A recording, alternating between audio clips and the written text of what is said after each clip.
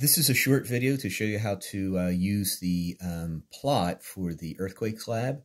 I was unable to print out the actual plot, but you should recognize this. Along the horizontal axis, we have the epicenter distance in thousands of kilometers. And along the vertical axis, we have the travel time expressed in minutes. And I just denoted a couple of minutes here just to illustrate how to use the edge of the paper that I tried to give you instructions on. You should recognize these curves. This is the P wave curve and then the slower S wave curve here. And let me just take one of the examples. One of the four cities was Albuquerque. And so the P wave arrival time was 12:08:45. And then the S wave arrival time was 12:10:15. And so to go from 12:08:45 to 12:09, that's 15 seconds. Then we go another full minute, that's 60 seconds. And then from 12:10 to 12:10:15 is 15. So that gives us a total of 90 seconds, which is 1.5 minutes. Okay, so if you look on the vertical axis, 1.5 minutes, and Albuquerque is the one that has the largest time lag, is actually not very long. So what I'm going to do is, let's say this is my scale. So I've got 5 minutes, 4 minutes, and 3 minutes.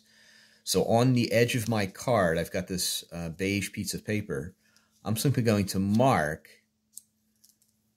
a line right here, and then 1.5 minutes later would be right here. So this time lag represents 1.5 minutes or 90 seconds that we have for Albuquerque. Then what I'm going to do is I'm going to take this over here, and I've got to keep the edge here aligned with the vertical axis, and I'm simply going to move it until the spacing of 1.5 minutes matches the spacing along the vertical direction of the plot between the S and P waves. And it looks like it's right about here, or maybe right about there. So this spacing, 1.5 minutes, is the spacing right here on the plot. And then I simply go down here and then read off what the distance is. Okay, so this plot that I downloaded is a typical plot. The one problem is because the waves travel so fast and the distance is expressed in thousands of kilometers, for all four of your cities, you're going to be using fairly small time intervals. So you need to be very careful when you draw your time here so that when you read off the distance, you get something that's reliable. So again, what I did for Albuquerque was I estimated the time lag, or calculate the time lag, to be 90 seconds, which is equivalent to 1.5 minutes. I went over here and used the scale on the vertical axis,